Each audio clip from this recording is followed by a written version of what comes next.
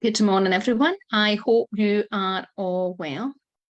So this morning, I wanted to pop on and talk about the shape shifter archetype and why the shape shifter archetype maybe are examples of where the shape shifter archetype may be showing up in your business and maybe sabotaging your business. There's also aspects of the shape shifter archetype that can really help us as maybe a spiritual teacher or a coach or a healer see different elements of the consciousness that's going on. But why I'm going to be focusing mostly on why the shapeshifter archetype, then the shadow aspects of that can sabotage our business. And how, and one example of that is when we try to be all things for our audience, or try to be all these different things and have all these different titles or labels, or do lots of things for an audience. So to help you understand the shapeshifter archetype, I'm going to just show you Caroline Mrs. card. Now, obviously, archetypes are a huge subject, and there's many layers to archetypes, and there's different teachings. And Caroline's is just one aspect of those teaching, but her cards are quite, she's got quite extensive archetypes in her cards, so that's why I'm using that.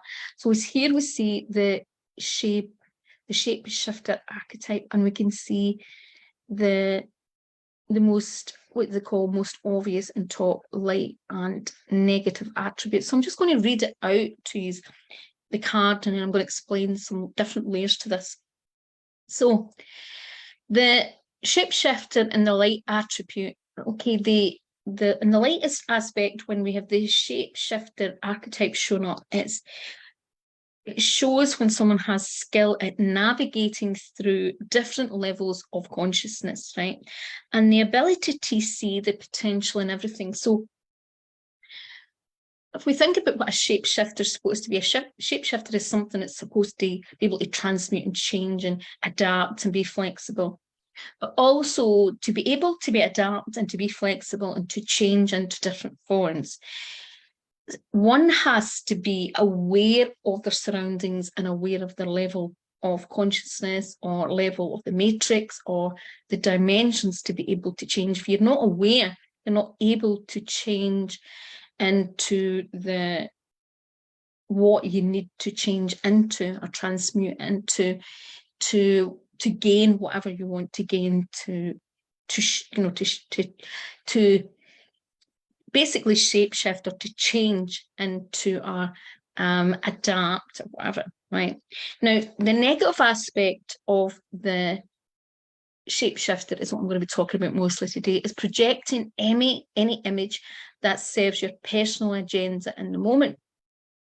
But that can also mean is us feeling that we have to take on a certain persona.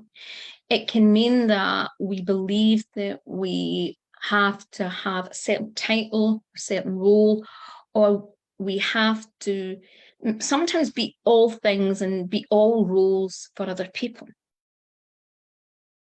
When we're not grounded and when we're not centered and when we don't know what our true purpose is, it can be very tempting to, in many ways, be all things for an audience and try to be all sorts, give them all sorts of things. And I have to put my hand on it. I can jump into that, and it's more the rescuer. I kind of know elements of my purpose, but part of my rescuer, my shadow rescuer, wants to help people. And if I have the tools and skills to do it, sometimes, find myself having a wee bit of a knee-jerk reaction sometimes to people.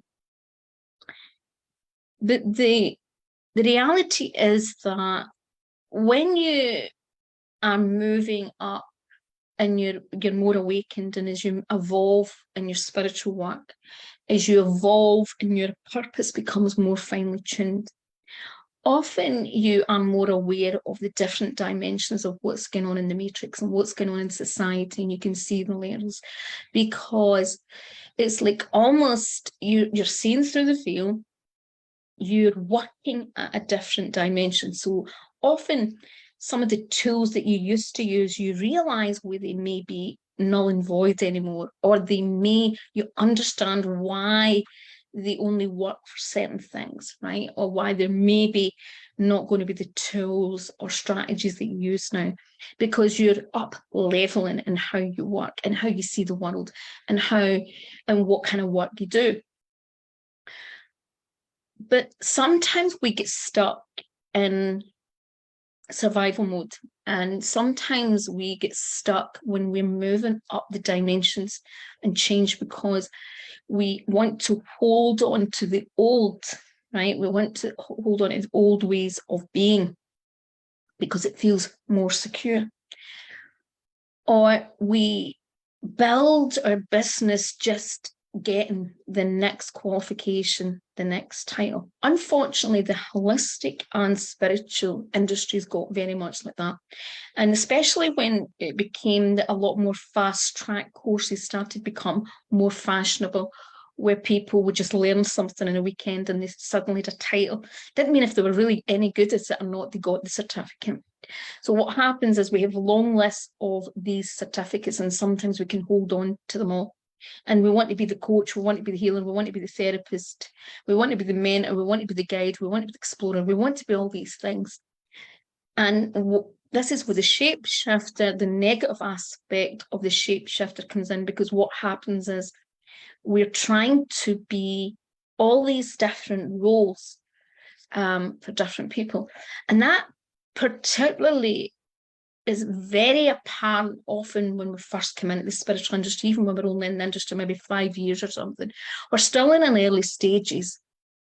And it's like almost we believe that to be really good at what we're doing and to serve our clients, that we need these big, long qualifications or titles. And yes, of course, there's an element of we always have to learn more and be open to learn more, because if you don't, if you're not open to new learning, new teachers, new understandings, you don't see things, and we become very blind, and we're not maybe doing the best for our clients. But sometimes it becomes more that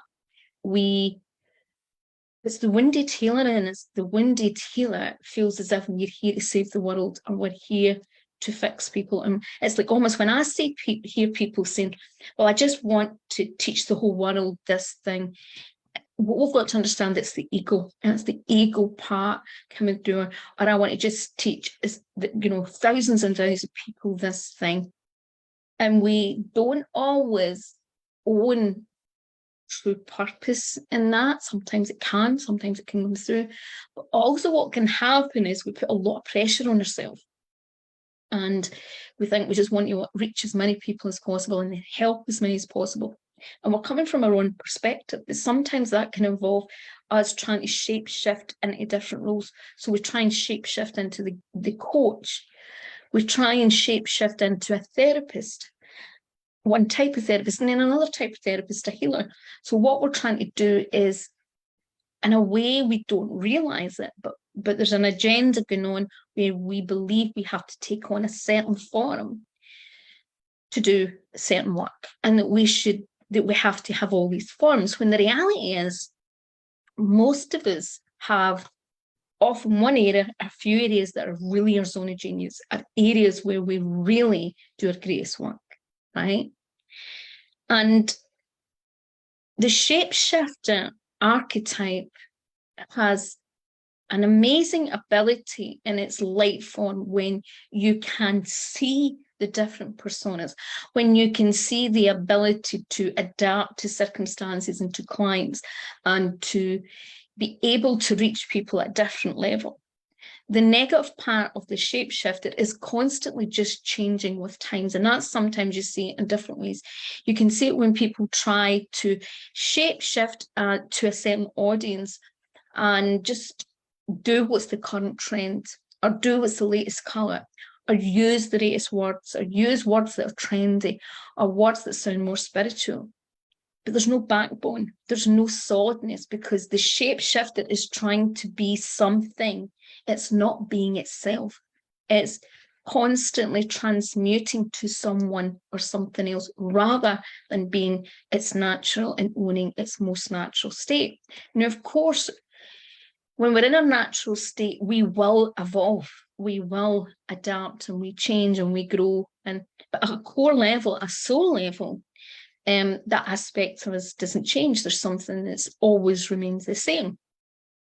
So when we function and we are deeply connected to a soul level, and we're very connected to that aspect of us, that still aspects of us, the soul part of us, we're coming from a more congruent place, and we can use the shape-shifting archetype to see the different dimensions and be an observer, and also adapt to relate to our audience, adapt to in a skill, in a way that we adapt in how we shift our energy to cope with circumstances. But we're not shape-shifting into different personas. We're not shape-shifting into being people pleasers and trying to just be a persona to fit in, or just to be a persona to make money, just to be a persona to make ourselves look more important. We're being more grounded, right? We're being more ourselves, we're being more authentic, and we're coming from a soul perspective. In many ways, society is pushing aspects of the negative aspects of the shapeshifter, because if we look at it, we look at how much society programs people to look different, to get things like Botox and change their eyebrows, change their lips, change their facial structure, get surgery, to change aspects, natural aspects of them into something else, so they appear something completely different to what their natural state of being is. And if you look at artificial intelligence is very much about that. It's about, in many ways, people trying to play God and trying to always change something and shift something from its natural state. And something also, if we look at influencers and celebrities, sometimes they take on certain personas, so they appeal to certain audiences, right? A spiritual business never does that, because a true spiritual business is coming from a soul perspective. It's not coming from the ego perspective. It's not about gaining popularity. It's about you being there in your naturalist form, and in the way that you can be you, right? And be here to be you. If you feel as if you have to put up a certain image, if you have to have a fancy title, if you have to pretend to be something, you are trying to be the shadow element of the shapeshifter, right? Now, there's different ways it can show up, and I'll give you some examples. I had one client, I remember, she was a healer, and, healer was probably more her foundational skills. But I remember she'd done a coaching course, and it was one of these quick, fast-track coaching courses, and she was really annoyed that one of her long-term clients was going to someone else for coaching and not her. And I questioned her why she assumed that her client should go to her for coaching. And she kind of said to me, well, she's coming to me for my healing, and she's come to me for, and I'm a qualified coach, she should be coming to me. But she never ever considered what was in the best needs of that client, and what that client wanted to do, and what was aligned with that client. Now, her client may have felt that because it was a fast track course, it was not what she wanted, or maybe she felt she was a healer, that was her skills, she wouldn't go for coach. There's lots of people I would go for healing, but I wouldn't go for coaching. There's people I would maybe go for certain type of therapies, but I wouldn't go for spiritual, for spiritual help, or as a spiritual teacher. We all go to people because of different levels of skills, gifts, zone of genius, experience, awareness, level of awakening. We go for so many different things. And it's, for example, if I was picking a therapist for maybe a client of mine or a relative of mine, it might be someone completely different that I would go to for so many reasons.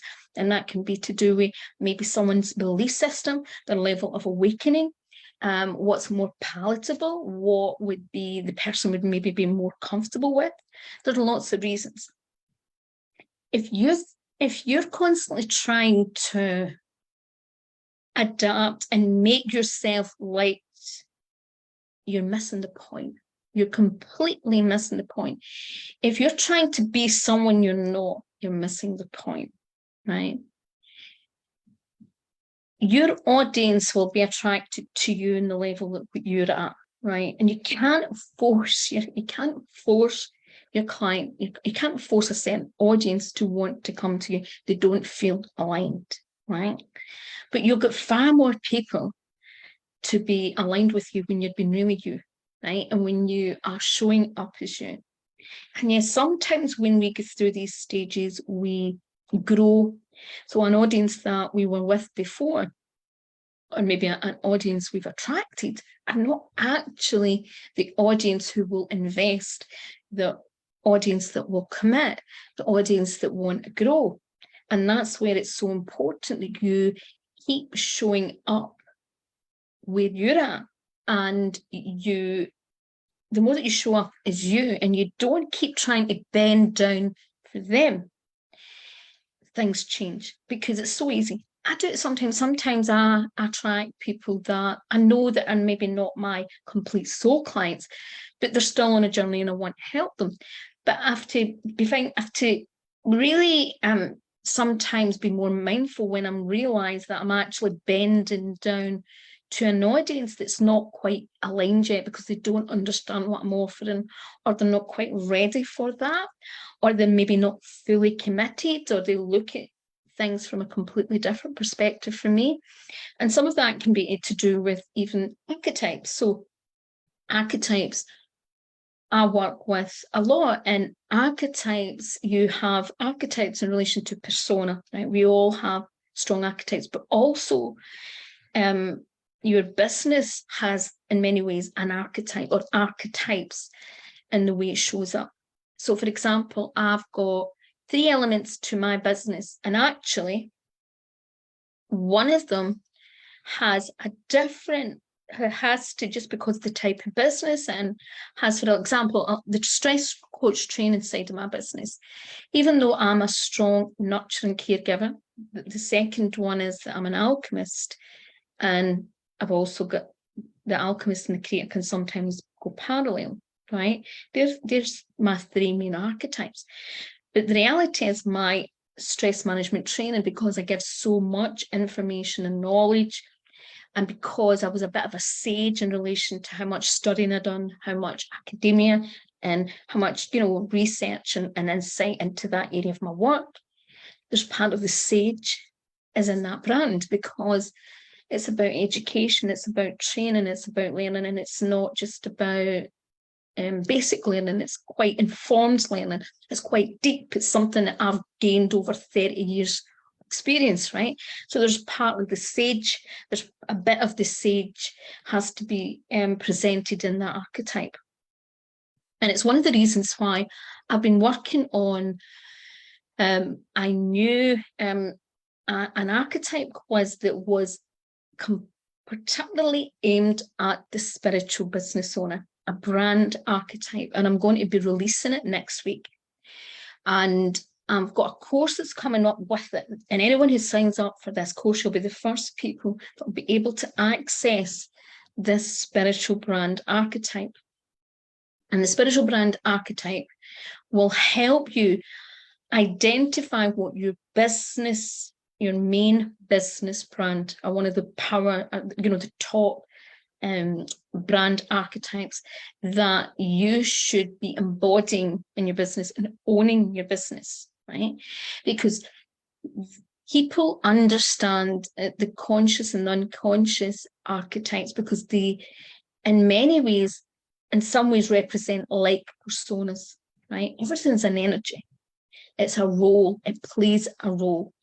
And for example, the alchemist archetype is very different from the jester. There can be some similarities, but it's very different from the jester archetype. It's very different from the explorer archetype, the sage archetype, the nurturer, the lover, the romantic archetype. And every business has a brand archetype. But spiritual businesses, can be slightly different, right? And it can also be more important that they understand, and they understand the energy of what their business is. Because when someone invests truly in a spiritual business and is seeking spiritual and soul-aligned products, they really want to feel authenticity, particularly today, particularly with so much going on, with so much distortion, with so much negative shape shifting, where people are trying to appear something they're not. And we see this illusion in so many elements of society. People need a sense of truth, authenticity, and want to really see what they're buying. And brand archetypes can help, because what it can do is help you portray in your videos. And I don't mean just talking videos, I mean even visual images and things you're doing, but your words, the music that you use, the different sounds, the symbols you use, and your logos, the colors you use. When you can understand your brand archetype of what your general business is, you can market in a way that is more honest and the energy of what your business is offering. So I'm going to be running on Thursday a course, and it's about unlocking the power of your brand archetype. So basically what we're going to be doing is you're going to access, you'll have it, I'm hoping, at least a day before the course starts. You'll get the quiz, and you'll be able to identify what your main brand archetype is. And this course, I'm going to be sharing with you everyone's different brand archetype. We'll be discussing, I'll be asking what these all are, and we'll be looking at what the power is of you and what you should, the main things that you should and shouldn't include in your archetype in your business. So for example, some archetypes should always include certain types of products, right? Some brands should always offer support services. Some brands should highlight certain types of skills. Other brands may, because it's not their strength, it's not what people really want, may want to be more subtle and emphasize something else. Every business and every brand is completely different, just like you are completely different. And yes, of course, most spiritual businesses, particularly small businesses, your archetype plays a part in that, but it still depends on the products and services they offer and the solution that you're offering. And if you want to really stand out, archetypes are a great way to be able to stand out in a more transparent and an authentic way and in a simple way. Because what you get to understand is, first of all, you understand your business from the consumer's perspective. You understand the energy of the solution that you're offering from the consumer's perspective. And you get to understand little secret nuggets that you never thought, that actually little gems of your business that could be great selling points. It's like sometimes it can help highlight the things on the table. It's like how they say sometimes most businesses leave a lot of money on the table. This can help highlight some of the money you may be leaving on the table and some things that you may be doing in marketing or business that actually are sabotaging your business and creating distrust with your type of audience. So it could be a form of marketing you've been taught, or just a tactic because you don't really know what you're doing. All these things can play an important part, because marketing is always about trust and authenticity. And of course, we always want to be authentic, but what we forget is that a lot of us learn habits and do things that don't align really with a true persona or with the business persona. It's just because it's something we've learned from something else, right? Someone else, or we're doing something for another reason. And the shape shifter sometimes does that. It's like a child that wants to be Batman and then they want to be Robin Hood. And maybe they want to be a queen or a king or a fairy or whatever. excuse me, they don't know themselves, and they're exploring, and they're trying to be all these things. But they don't realise that they are their own hero, and all the qualities that they have are their own magic. And that's so important in your business, because as people, we have our own gifts, our own zones of genius, and what we're here to do. But also our business has a whole energy to itself. Excuse me. So I'm going to be talking about this and a lot more in my Unlocking Your Main Brand Archetype, and that's Thursday.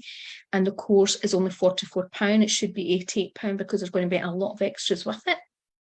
But I would love to see some of you on the course on Thursday, 13th, 7 o'clock to 9 p.m. British Summer Time.